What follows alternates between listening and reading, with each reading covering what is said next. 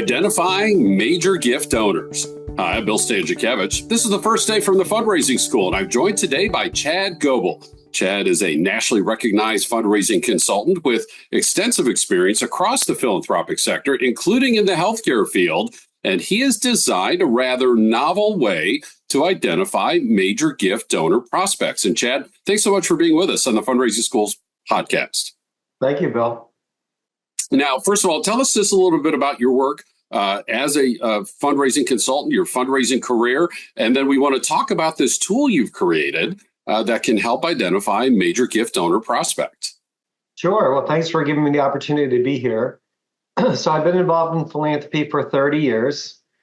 My journey along the way was doing that work at the University of Maryland, the Ohio State University, and then I got into healthcare fundraising at the Cleveland Clinic and University of Rochester Medical Center. And then about 14 years ago, I started my company called the Gobel Group. And we provide consulting and technology services to healthcare organizations, mostly hospital and health systems, but other healthcare organizations as well. For our audience who may not be aware, what type of fundraising happens through hospital systems? You know, the everyday person says, go see the doctor, pay my bill. It's a large corporation, even if it's a nonprofit. And yet there's a lot of fundraising that happens in the healthcare industry. Can you help our audience understand that, please? Sure. So it's like other nonprofits where you're raising funds from individuals, corporations, foundations, other institutional organizations, government agencies. In healthcare, generally about 65 to 70% of the philanthropy are coming from individuals. And of that percentage, probably 60 to 70% of that, maybe even higher in some cases, 80% of that are coming from patients and families of grateful patients. So it would almost be similar to a university where their main constituency is alumni. And healthcare, the main constituency would be grateful patients and families. And that gratitude comes from the care that they receive. There was a surgery and a recovery. A newborn came into the world. Maybe it was the final season in someone's life, and they were cared for during those trying times. All sorts of touches with the healthcare system can lead to grateful patient fundraising. And Chad, I know that you are glad and grateful yourself for any gift from any individual, that all gifts matter and all donors are important. And yet with any annual fund and any fundraising plan, there's this way to try to identify who could be a donor of a major gift. And you've designed a tool to help fundraisers do that. Can you describe that for us, please?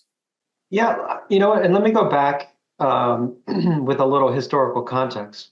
This is my opinion, but I think for the last 20 plus years, the way that organizations, nonprofit organizations, have identified how to allocate and prioritize their resources has been around wealth. It's been this idea that if I can identify a wealthy person and I can convince them of the greatness of my organization or the need of my organization, that person will give a gift, right? That wealth is the predominantly most important factor in taking a large pool of names and figuring out who should be your focus. And especially in healthcare, but I think in other nonprofits as well, I believe that gratitude drives the decision to give and wealth drives the decision of how much to give.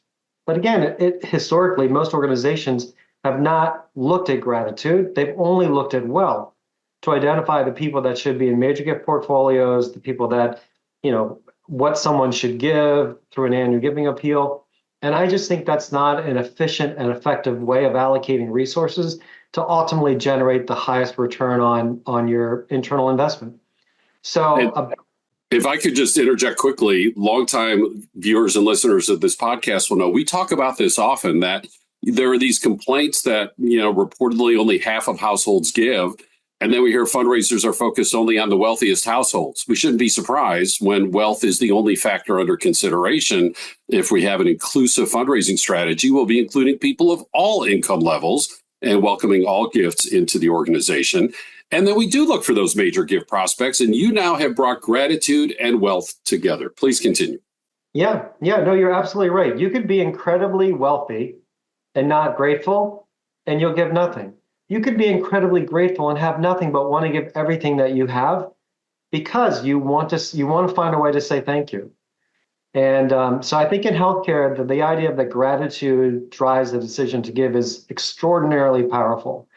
And so about 5 years ago, we began a journey to build an artificial intelligence machine learning model that would access HIPAA compliant patient data to predict which patients and which families are most likely to give based on a gratitude score. So just like an organization would provide a list of names to a wealth screening provider, and the wealth screening company is going to score those names and tell you, sort of 1 to whatever, a million, this should be your priority. We do the same thing, but we create a gratitude score.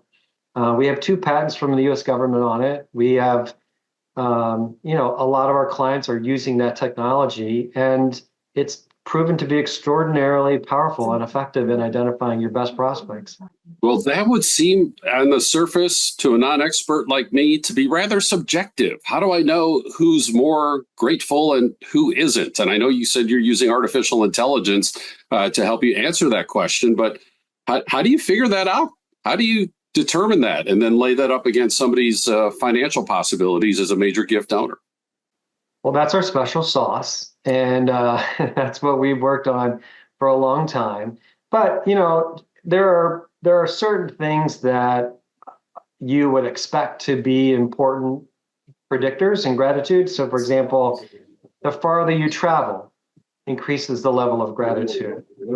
The longer you're there increases the gratitude. The higher acuity care increases the gratitude. So there's a lot of factors that will go into it. We look at about 2,000 data points when the machine begins to crunch the data to predict the model or to build the model. So it's very scientific. It's very complicated. Before we release the model to a client, we do back testing to look at how would the model perform against that client's prior donor behavior. And so we tend to see a 300% higher likelihood of success with our model versus just traditional wealth screening alone. And so it's sort of common sense, right? But it's really how do you get the data together to find the best population of potential donors. Chad, you mentioned you have fundraised for decades, including in higher education, in healthcare. You're well versed in the philanthropic sector, widespread. How can this be translated to other nonprofits that are not in healthcare?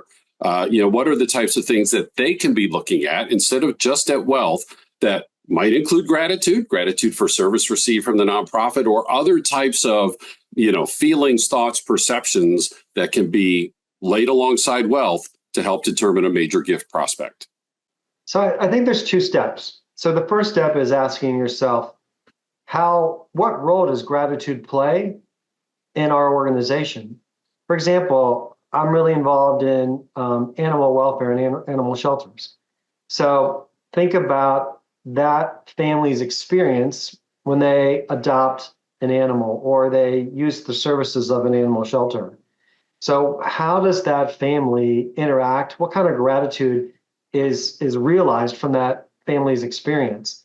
So I guess the first question a nonprofit would ask is, what role does gratitude play in the relationship that we have with our constituents? And then the second question would be, what data do we have that would allow us to track and measure and then ultimately create some way to score that family or that individual's relationship to the organization from that perspective of gratitude? So I think every organization would have to go through a process to try to figure that out. But I think there are many, many, many nonprofit sectors that could use that same philosophy. At the fundraising school, we teach that the initial relationship with the donor is based on linkage, interest, and ability. Linkage is, who does the donor know in our organization? Why are they interested in our nonprofit? What ability do they have to give?